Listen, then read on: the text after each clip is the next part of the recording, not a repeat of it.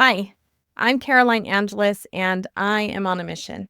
And that mission is to heal myself from the devastating effects of trauma, namely complex or chronic trauma, called CPTSD for short. That's what they call it when a person like me is exposed to trauma repeatedly, usually as children, but it can also happen in adulthood. And for me, it was both. As I've gotten older, it has become painfully obvious that I am not functioning, nor have I ever functioned as well as I thought I was. And I have learned that it all comes down to the beliefs that I formed when I was really young and experiencing that trauma. So the first 50-ish years, I'm 54 now, of my life so far have actually been pretty much a complete mess. And you know what? Enough is enough. I'm smack in the middle of healing and turning this around so I can finally start living my best life. And my channel is all about that and sharing my experiences and what I'm learning and what is helping me to heal. Truth be told, I thought that my channel was going to be about losing weight. I even made a couple of videos about that and changing my mindset. But as I've gotten deeper into the healing process, I have realized that it isn't about weight at all. My weight is just a symptom, and the real cause is all of the negative thoughts that I have floating around up here. And I know that as I feel better about myself, the weight will take care of itself. As of right now, I feel very excited to report that I have come a very long way since I started really working on this trauma stuff about 6 months ago. Well, technically, I guess I started working on it a few years ago, but it wasn't until this past summer that everything really started clicking, and I have made enormous progress since then, especially in this past month or so. But I guess before I tell you that about how things are getting better, I should tell you how things have been. So let me give you just a quick overview of the things that have led up to where I am right now. I hate to say it, but even though I have a really positive attitude about where things are going, my life right now is pretty stressful and uncertain. But I guess that's really nothing new. They have always been kind of bad. I mentioned that I am healing from chronic C. The C stands for chronic, right? CPTSD. So, because my trauma didn't really happen once, my trauma was a regular part of my life as a child. Why? Well, a lot of it had to do with my mom being bipolar, and she is an alcoholic. Kudos to mom. She has had her alcoholism under control for many, many years now. But back then, well, as all children of addicts can attest to, I'm sure, it was a nightmare.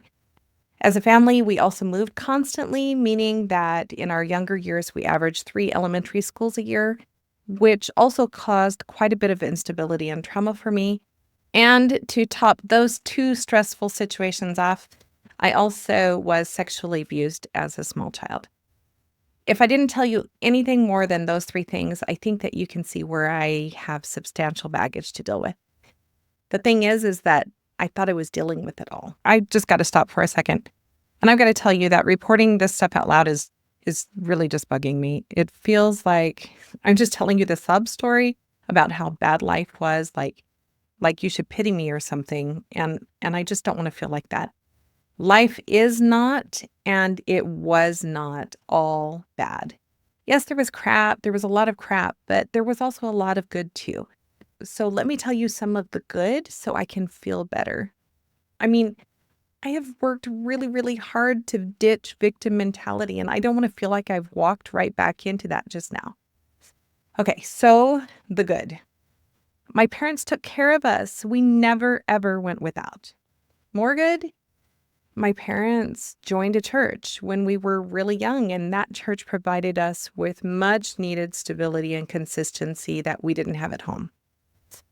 Other good, my parents are really just good people who were just dealing with a whole bunch of their own stuff and who were earnestly trying the best that they could. Okay, I feel better now. Back to sharing with you some background. I left home for college, and I was there for only about a year and a half before returning back home to be my little sister's guardian. My mom had kind of fallen apart at that time, and my dad, well, he kind of fell right behind her. It's a long story that doesn't really need to be told. Eventually, I found my way back to college and I got my teaching degree. And after spending a year in South Korea teaching English, I ended up teaching in LA English in South Central to middle schoolers. So, from all appearances, I had a successful career doing something I loved, and things looked like they were going really well. But on the other side of things, not so much. Through those same years, I had managed to fall in love with not one, but three, count them, three men. Oh, I did four. Three men who came out of the closet as gay. Um, well, later they did. Like, who does that? Who finds three men who are gay to fall in love with? The third one actually completely flattened me.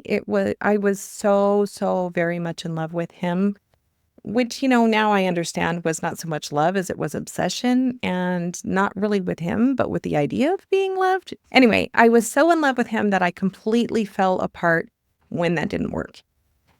While I was still in the middle of a deep depression and not really getting over him, I ran straight into a marriage with a man who had openly admitted to having spent time in jail for abusing his first wife.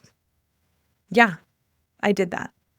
See what I mean about not functioning well? Fortunately, I left him when I was pregnant with my third baby, and I've spent the last 14 and a half years raising my three amazing kiddos on my own. I think I'm a good mom. I try really hard, but it hasn't been easy. Taking care of them, providing for them, and trying to heal from an abusive marriage. Oh, I don't think I said that. So, did I mention that he abused me too? Well, of course, you probably already assumed that, right? Anyway, as much as I have pulled off raising three incredible kids and done a pretty good job of it, I'm still a mess. And that became pretty apparent to me midway through around 2020 when I was starting to try to start a business that I never really could seem to get going. And I just kept stopping myself and self-sabotaging and spinning circles, which is what took me to counseling the first time. My counselor was great. I think she really helped me with opening up some of my problems. She taught me about negative core issues, and we did some EMDR, though I never really got it to work really well with her. But after a while, I ended up returning back to work because I never got the business going, and she moved far away, so I stopped counseling. Fast forward a year or so later, I found myself in counseling again because I was having episodes that I thought might be like panic attacks. But it turned out to be brain inflammation caused by a stent that was put in my head to close off an aneurysm. I was one of the very few people who had a reaction to the metals or something about that stent. In fact, my neurosurgeon had never even heard of that happening before.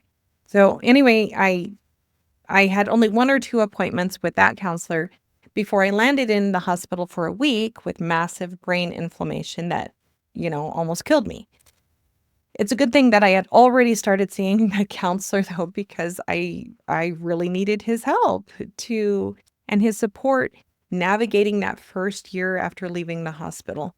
I'm still suffering with the damage caused to my brain from that inflammation, which means that I have to rest my brain a lot during the day to maintain normal functioning, or I start stuttering or getting really dazed and losing my words completely. And I was on disability through my company for the first year because I can't work due to having to rest my brain so much. But 3 months ago, they up and decided to cancel it, leaving me with no income. Nothing, zero, nada. But that's not the point. Well, kinda. It is definitely what is making life stressful and hard right now. But I want to talk more about counseling and why I'm feeling better. The second counselor was pretty awesome too, but in different ways. He did more EMDR with me, and I really started digging deeper into resolving issues from the past, not just talking about them like I did with the first counselor, I was able to clear up some stuff, but I just felt like I was still missing a piece or two of the puzzle, and I just knew it. So when he moved to a different center and I changed to insurance, I stopped counseling for a few months again. But I started up again this past summer. It's January of 25, by the way, when I finally found a therapist who has more tools in her toolbox because through my previous 2 counseling experiences, one thing had become very, very, very clear to me. My conscious mind, the one that we are aware of and is at work in the front of things, had done so much for me, and much of it was really good, but it was not the one calling the shots. Well, not really. The driving force behind all of the crazy, not so helpful decisions I had made and continue to make in my life is my subconscious, because stuck way down deep inside of my melon is a whole series of negative core beliefs. Beliefs like I'm defective or I'm not worthy of love. Well, worthy of anything good. Beliefs like I'm not safe. The list of these core beliefs for me is actually very, very long, and they came from the traumatic childhood and my terrible marriage that I mentioned earlier. I'd like to think of these core beliefs as like definitions of me. So if I define myself as not worthy of love, then that is exactly what I create for myself in my life. I live out my own definition. We all do. You can see it already, can't you? I'm not worthy of love explains a lot. It explains me being attracted to gay men. They were unavailable to me, so loving them was safe. And that fit into my definition of not being worthy of being loved, right?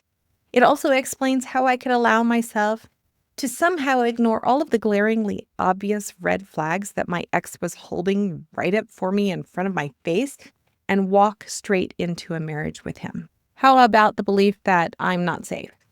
Well, being overweight is my safety. There were a couple of instances that happened when I was young that got interpreted by my brain as if I am heavier, I can't be moved and manipulated. So heavier is better. I'm safer that way. So as long as I believe that I am not safe, I am not going to be able to lose weight. When I do manage to lose weight, it just comes right back. Are you following me? I mean, like I spent years, literally years, reading self-help books and trying all kinds of tips and techniques to help me to become a more successful person, to move on past my past, but nothing ever changed. Sure, I would have some growth, but really I would just end up back in the same messes. And as time went on, in worse messes. I had started beating myself up, wondering what was wrong with me. Why could I never seem to just apply the stinking methods and make things happen? Why was it so straightforward for some people, but completely beyond me? I now understand that all of that self-help stuff actually did a lot of harm because it made me feel worse about myself, like I was broken or defective. It's not that self-help methods can't work. They just don't work for those of us with trauma because self-help methods don't address the trauma. That has to come first before anything else. I'm not broken. I'm not hopeless. I just need to address the trauma. And that is what I've been doing with my new counselor. She has several methods that she uses to get to the subconscious level to change those core beliefs and help me process emotions that I have locked inside from all that trauma mess. Most of my progress has been just in the past couple of months, maybe even just this last month, because I did one very important thing. I stopped and I got organized. Because here's what happened when I started seeing this new counselor. It is something that actually has happened every single time that I have started working with one. They call it peeling an onion back, right? Like once you deal with one issue, it opens up just another and another and another.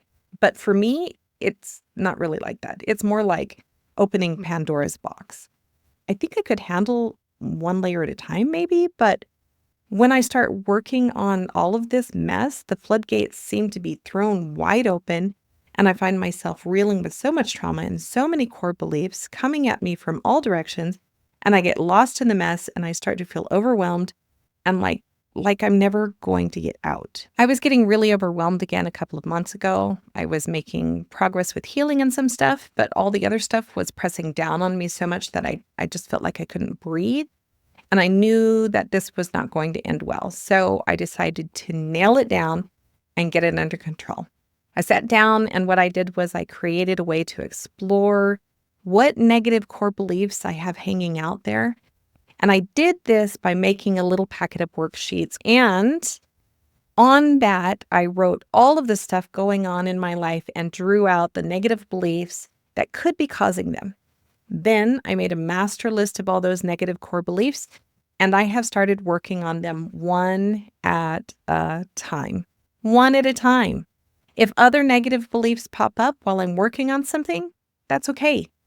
I'll get to it. I just add it to my list, and doing this has made all the difference in the world.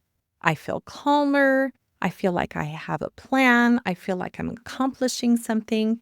I can literally see my progress as I put a little check mark next to a belief that I feel like I have successfully turned around. Like my progress is going so much faster since I did this. And I promise that I'm going to share it with you. I will make that video next. I just don't want to give it to you without explaining how to use it. I want it to be something helpful, not just another thing to overwhelm you. Don't worry. I'm not looking for money. It'll be a free download, but you'll want to make sure that you are subscribed so that you get notice when I post that video. And once it is posted, I'll create a link at the end of this video to it so that you have access to it. So what are those methods that I mentioned that my therapist is using? One thing she does is she leads me through something called accelerated resolution therapy. It's kind of like EMDR, but not. It is very cool. She has also taught me EFT tapping, which has completely changed my world. And I'm not kidding. It's totally amazing. She also uses hypnotherapy, which has also been super helpful. I'm telling you, this woman is a rock star. The coolest thing is that I found folks here on YouTube that have videos doing EFT tapping and hypnotherapy too. I'll put links in the description of this video below to two of the channels that have been most helpful to me. Accelerated resolution therapy is not something that you can do online, and actually a lot of therapists out there don't even seem to know about it. But I am finding out that there are lots and lots of other methods that therapists have at their disposal for helping us to address trauma. I know that there's internal family systems and inner child work, and I'm sure there's a ton of others. I honestly think that any one of these can be very helpful if we do two things. One, we need to figure out what those negative core beliefs are that are driving all of the craziness in our life. And two, we need to address them one at a time. I highly recommend that you connect with a therapist that has a skill set to work with trauma. Yes, you can get going by doing some hypnotherapy and some EFT tapping with the sources or the resources that I share. But having a counselor to walk you through the healing is going to get you the best results. At the beginning, I told you that things are getting better for me, and that is absolutely true, as I think you can see by what I've shared so far. Am I still struggling with my brain condition and the loss of income? Yes. Am I still struggling with a knee that doesn't want to bend? Yes. Oh, I think I forgot to mention that one.